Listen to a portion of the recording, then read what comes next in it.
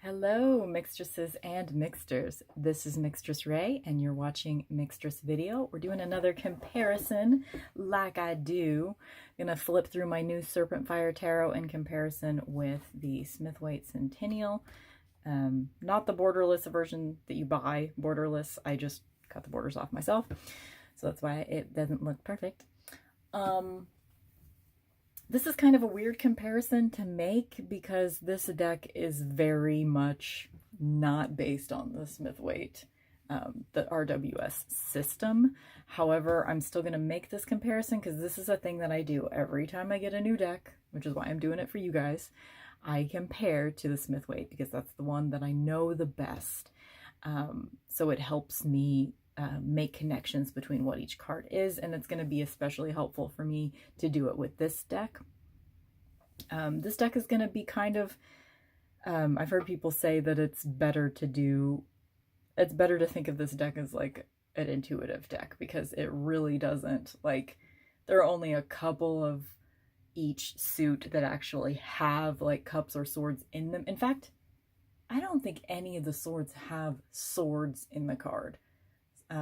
We'll get there. Anyway, so this is the box. This is the current, the 7th edition borderless version. So the one that you would get if you ordered it right now. And you can either get it from a website called Hoodwitch, which is in the United States, or you can get it from Serpentfire website. And that is coming from Canada, I think. So I just went based on the fact that I'm in the United States, so it was a little cheaper to get the shipping from the Hoodwitch website. So I ordered it from there. And just a little side note, my experience with the Hoodwitch website was incredible because basically I ordered this deck on like a Friday afternoon and I got it Monday before I even left for work. So it was extremely fast shipping. And yeah, there was some like dents in the box and stuff because it was just mailed, and it was mailed in a really cute purple bubble mailer. But I don't care about stuff like that, about dents in the box. You know, that kind of thing does not bother me, so it's fine. So it has this, I'm gonna read this because I think it's beautiful. Awaken now to your desert dreamscape. Look within and find the gentle language of your spirit. This vision quest is yours and yours alone, the alchemical path of air, fire, water, and stone. Take strength from the energy, find solace in the lessons, hear the wisdom of the sages passed down through the ages. It's beautiful. Comes with this little guidebook, very straightforward. There's no spreads in here. It just goes straight into the cool thing about it, though. Each card tells you the astrology, has like a little title for the card. It has keywords, upright meanings, shadow, and then a mantra. And the other thing I think is really cool about this deck is that all of the is it like that with the aces? Not the aces and not the court cards, but all of the numbered cards with the exception of the aces and court cards and the minor arcana have this astrology in it, like Venus and Aries, Sun and Aries. And I think that is really cool. Mercury and Cancer, and some of the cards reflect that too. You'll see like an actual, like, you'll see some of the planets depicted in the cards, especially with the Saturn cards. So these are the cards. And this is the bottom of the box.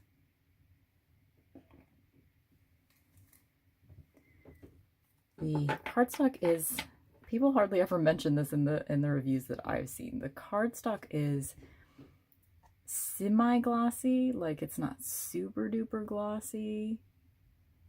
I don't know if I can get so you can see the finish. It's kind of that sort of spotty kind of finish that is on the Mystic Mondays deck. So it's not super great quality, but with the way that this deck is made, the quality of the varnish is kind of a moot point, because like it's meant to look really vintage and distressed, and so any distress that happens to the cards is just going to add to that effect. So it doesn't bother me at all with this deck. It's got like the sort of mirror finish gold edging, and this edition is borderless. Okay, so here we go.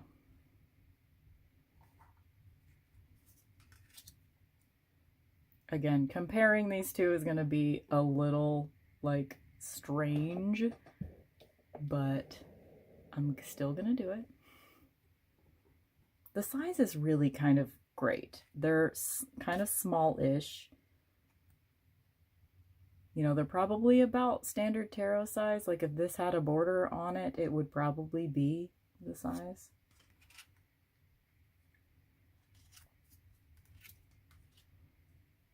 The guidebook is pretty great about like kind of explaining what is on the card, which I like, and it kind of, you know, deepens your understanding of the cards, I think.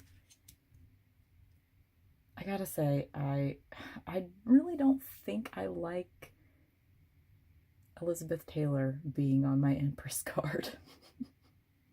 I get that we're supposed to like see her as Cleopatra. Not totally into that. Oh, love this Emperor card though. Love it, love it, love it. This deck is, I just feel like Devaney Wolf is like, you know, outside of her time kind of thing. You know, her aesthetic is just, the way that she executes all of these cards, it really just, to me, looks like this deck was made in like 1982, you know? Just like early 80s, late 70s kind of time period. And I just love it. These, in the book, she calls them her dichotomous wolves. She's got them in the Lover's card, the Temperance card, and the Sun card. I like that theme is sort of repeated with those wolves. And this, it makes it one of my favorite Lover's cards, I think. And it's actually, that's my like birth card and my soul card or whatever, numerologically, is the Lovers. The Lovers. She's got the, I kind of prefer when strength is first, because I like it being in the astrological order, but Devaney Wolf's main inspiration for this deck is the Thoth deck, so it's gonna be reversed, because the Thoth deck is reversed. The Hermit is cool. The coloring is more saturated and earthy than it's showing on my camera here, just so you know. It's this little guy. Come on, focus. Why aren't you focusing? It's this little naked guy at the bottom that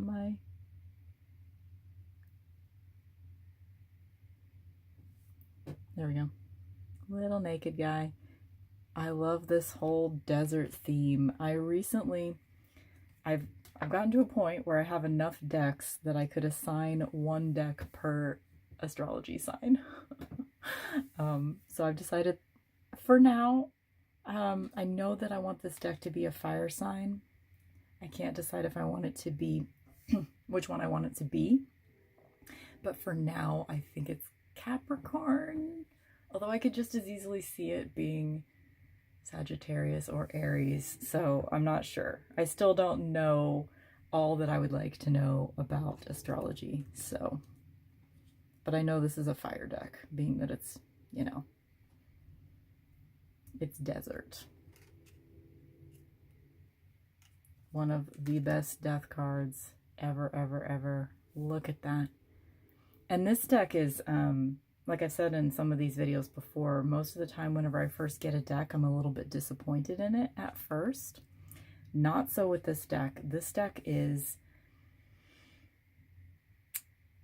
when you get really close up into it, for me, that's the problem. Like I buy a deck, and see, there's the dichotomous wolves again, this time with wings. When I first get a deck, I just kind of like, I really get up in the cards. I really put them up close to my face, and I let the details just soak in. And with this deck, the details just they just keep on coming, you know, if that makes sense. Love this Tower card too. It kind of takes a lot of the fear out of the Tower card, and I'm okay with that. It's much easier to deal with energies that you're not completely terrified of. This is the only deck I have also that has pubic hair in it. Just side note.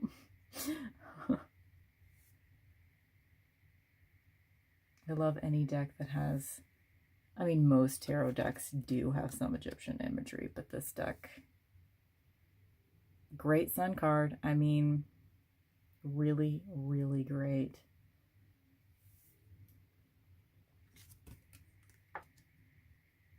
It's just, I'm in love with this deck, you guys. I like it so much more than I thought I would. And I knew I was really going to like it. I mean, I don't have a huge budget in my life. So if I choose to buy like a $60 deck, it's, you know, it's a thoughtful choice. I've only done that 3 times. And each of those decks has become just like so precious to me. I did that with Moonchild, I did that with Marigold, and now this one. I have another deck that cost that much, but it was a gift, so I didn't have to buy it for myself. But that's the only time I've ever spent that much.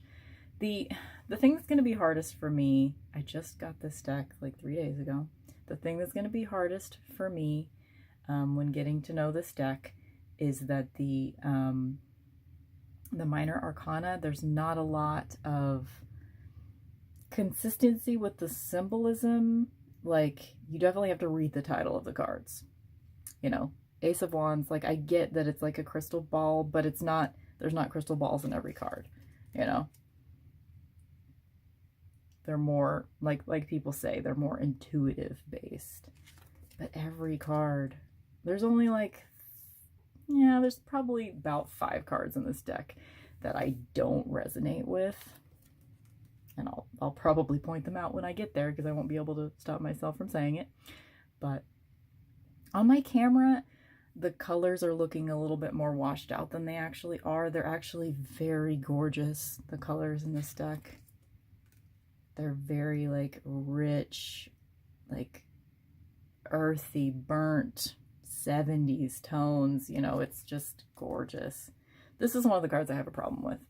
And really the only problem that I have with it is how elongated and skinny she looks. Like, I don't think that anything is like photoshopped in this deck. I really don't. But,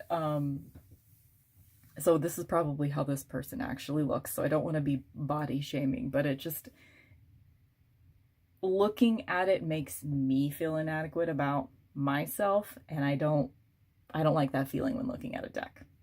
But that said, I will get used to it because overall I like everything that's going on here. I just wish that this woman looked a little thicker. That's just my own personal preference. Love this 7 of Wands though.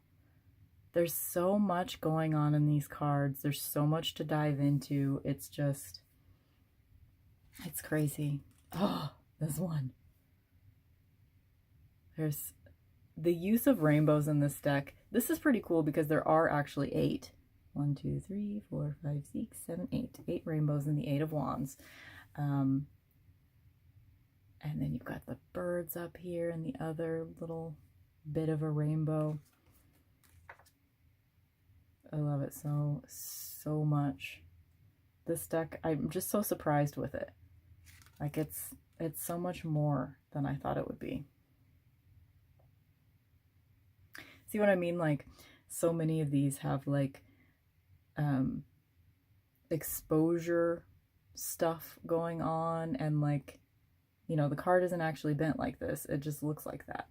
But that is encouraging to me because it means that, you know, as I use this deck, if, you know, when it gets scuffed up and bent and like worn in, it's just going to look better.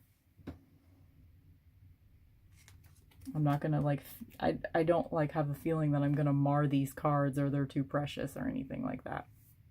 What's going on? Did I flip too fast? Where's my knight?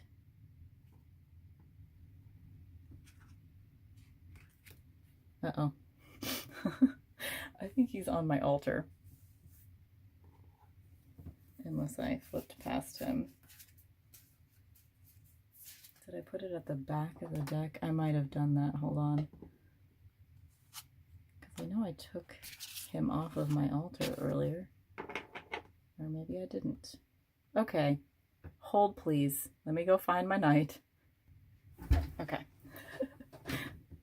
I almost didn't do it, but I gotta do it. We're flipping through all the cards.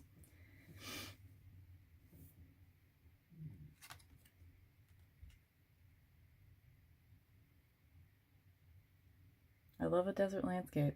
I love a desert landscape. This King of Wands. It is quite possible that this could end up being my favorite King of Wands card.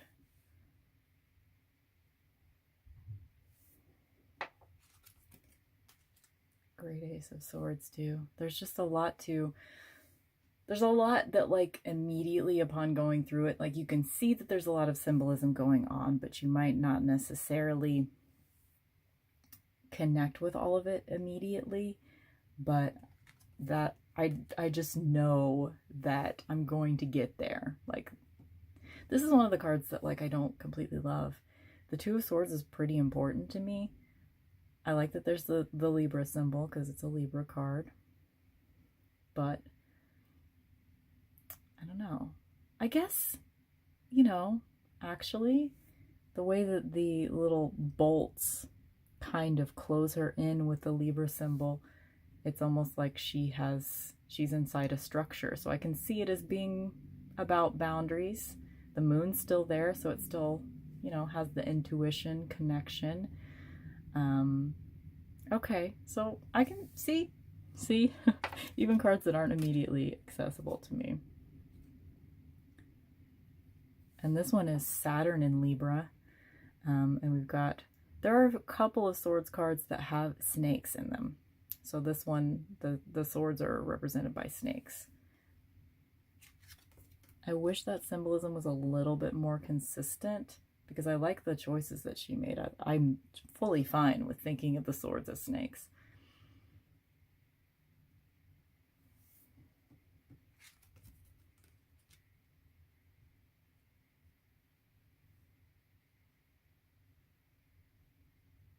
I like the imagery, but I feel like more could have been done with this card.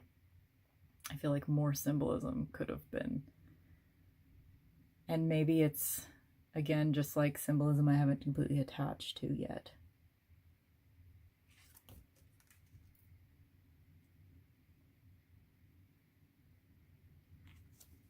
I wish you guys could see, like, in person, these cards are so much better than they look on my screen right now. There really is so much richness in this deck. This is one of my very favorite cards in this deck. Let's get up close to it. Those snakes and the woman's face and her hand. The like eclipse that's happening there. Like everything. Everything is good.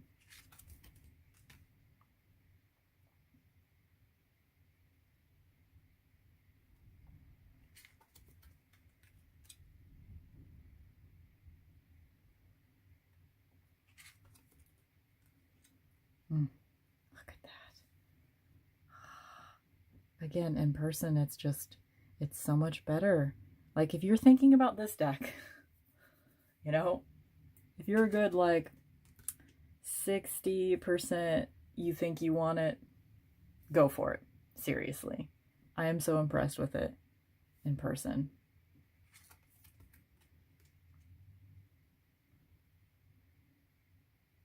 See what I'm saying? Pubic hair. People have pubic hair, okay?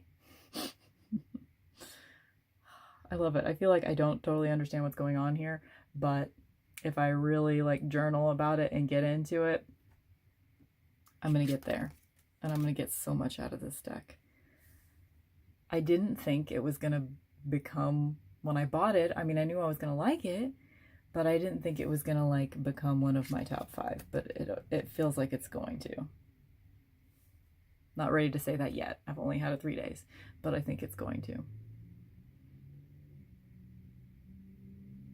And just so you know, like all these little white specks, this isn't like schmutz on the card. This is like actually intentional. It's supposed to be like that.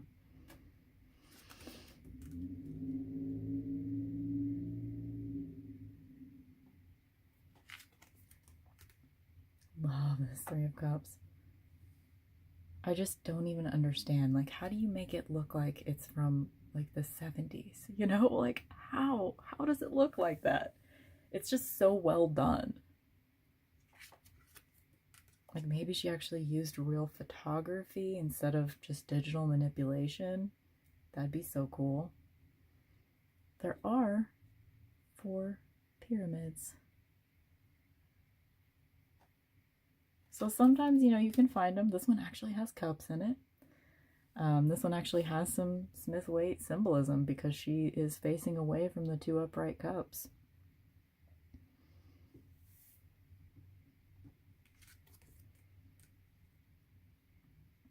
This one I kind of have trouble with. Like I love the imagery, but for it being a 6 of Cups, like we obviously have like a vagina going on here. That's not a secret that that's what that is. So it's just weird to think of that in the context of like, you know, thinking of the 6 of Cups as being sort of a nostalgic card and a looking back at the past kind of thing. But again, I still love the imagery.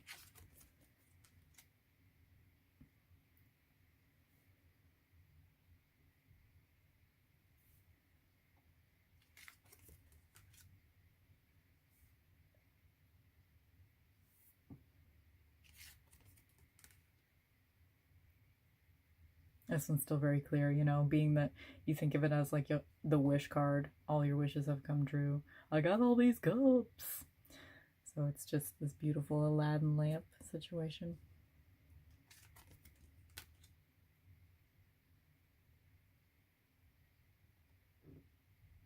I like the idea of like you can be complete. You can be a complete family as a single mom. I feel like that's kind of part of what's going on in this card. You know, she feels like she is a complete happy family, just like this, you know, traditional heteronormative family of 4 situation going on over here.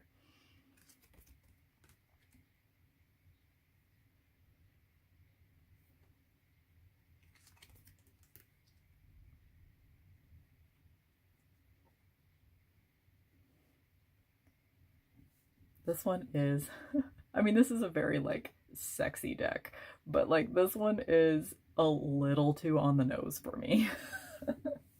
I'm gonna say, if there were one card in this deck that I wish was different, it would be this. I mean, you got the vagina up here, you got the penis down here, you got chicks writhing in ecstasy on either side. Like, okay, we get it, Devaney. But hey, it's her choice. Her choice to make it this way. I am absolutely fine, 100% fine with Frida Kahlo being Queen of Cups. And I like this too. I love like when decks, I've seen other decks do this where like the King of Cups is just like a very, can I get this to focus any better? No? Okay. I like it when the King of Cups is just like a very gothic image.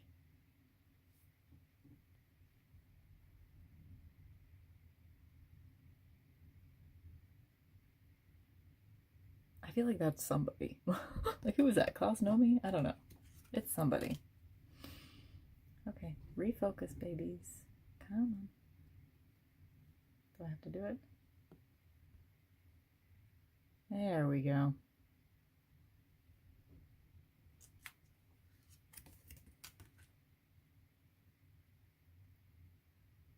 This one's kind of disturbing, but that's okay. It's one of those that, like, the symbolism isn't immediately apparent to me, but I'll get there. Oh, love this one. This one is Mars in Capricorn. I'm always going to remember that because, you know, there's Mars and a goat. How cool is that?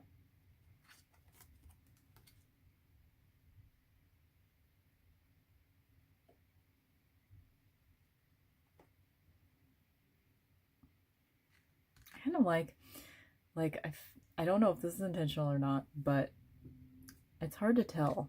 But this, almost this entire image is very out of focus. So to me, that sort of says, okay, so you're over here, you're hoarding your stuff, you're protecting your stuff. She's got her bow and arrow, she's protecting her whole kingdom back here, but she's a little out of focus. So it's like, I feel like there's something in that. There's something in that she isn't completely in focus for herself, but she's protecting all of her stuff. Or maybe she doesn't know herself because she's spending too much time thinking about her stuff.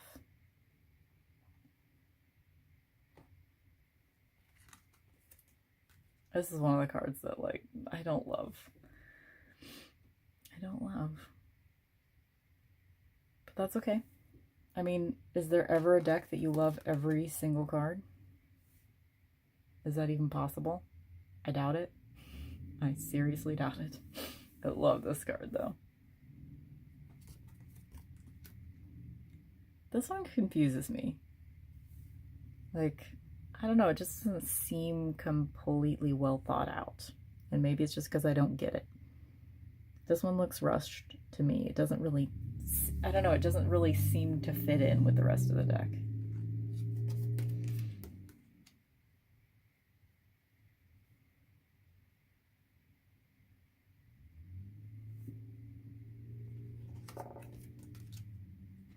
Move this over a little bit because it's the stack O cards is kind of blocking the light. Pretty great 10 of Pentacles, though. Only time you actually see a pentacle in any of the pentacles, I think. No, that's not true. It was in the 8. Or not the 8. It was in the 7? No, it was in the 6. Yeah. There's a pentacle. I mean, you can call that a pentacle, right?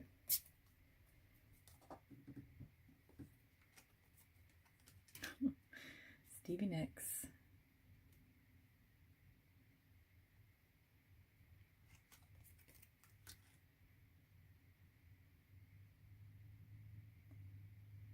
Glowing penis for the Knight of Pentacles, but also his head and his feet. So there's something. It's not just the penis that's glowing, at least. I mean, you can't actually see it, but it's just, you know, glowing.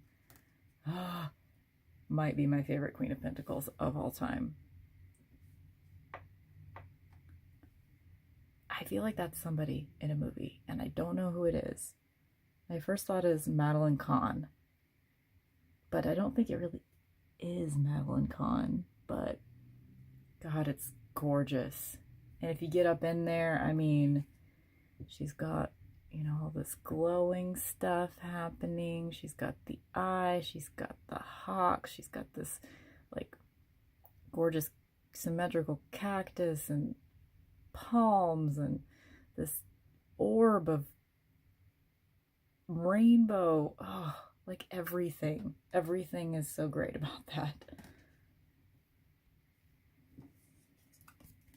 And the King of Pentacles. Pentacles is pretty cool too. This is the only card, I think, just like a little detail moment to show you guys. The only card, I think, come on, where the old borders had like this like funky pattern. If you look at the older editions of the cards, and the King of Pentacles, you can still see the borders. So I don't know if that was intentional, but I kind of like it.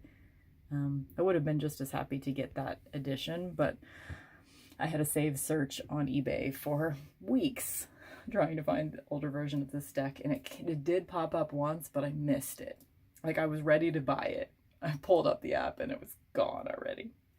So I would have been fine with the older editions, but this borderless one is also amazing, so I'm happy I have it.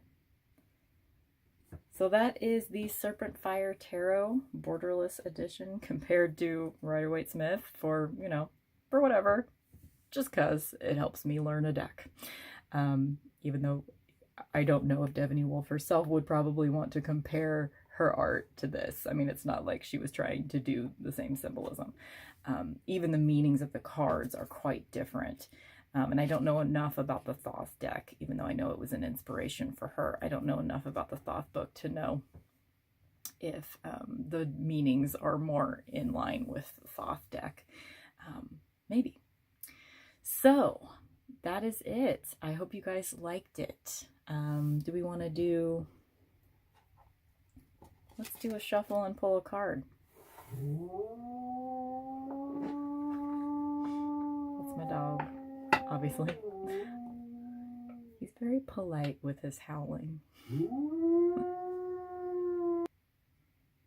It's like he knows when he's inside. Like when he's outside, he'll go full whale. But when he's inside, he'll kind of like politely bay. Okay, shuffling around a tripod. They shuffle pretty well. They're not too thick. They're reasonable thickness. Like they're thick, but they're not like huge, which I like. I like cards that, like, you know, that you can get a little bit of bend to them enough to shuffle them like that, which is the way that I like to shuffle them. I messed that up. I usually shuffle better, but shuffling around a tripod, y'all that have done this, you know the struggle.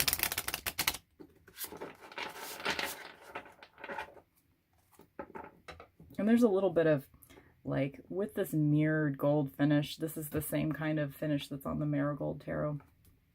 It does kind of flake off.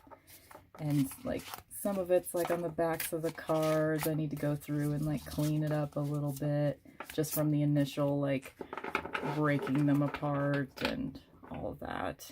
So that's something to be aware of whenever you get this deck. If it's new, some of the cards are going to kind of be stuck together. It's not going to be too bad, but once you first break that seal, you might have a little bit of like residue on the backs of the cards, and you know, it's going to chip a little bit with time. But with this deck, the aesthetics of this deck, it's going to be okay. All right, let's go ahead and cut this baby, and let's do a past, present, future spread. How about that? Just for fun. Let's get all the cards in the shot first. Okay. Not totally symmetrical, but how much time do I need to spend doing that? Okay, we got Judgment, the Chariot, and the Magician. So we got all majors. So I didn't shuffle the best, but that's okay. That just means, like, I haven't done like a deck interview with this spread yet, but I already know this deck, or this deck. I haven't done a deck interview spread with this deck. Did I say it right the first time? I don't know. But I already know that this deck is going to be pretty deep. I'm going to get a lot out of it. And so if you're thinking about getting it, I highly recommend it. It's another one that, just like the Moonchild Tarot, like I knew I was going to like it, but I didn't realize how much I was just going to like, I just responded so well to it. And I feel the same about this deck. It's just like, I was on the fence about it for a while, whether or not I liked the imagery enough to want to buy it for full price. And it's so worth it. So worth it. I'm incredibly impressed.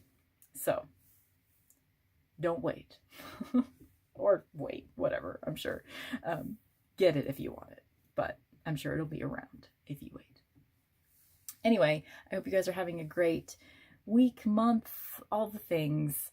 I will see you in the next one. Bye!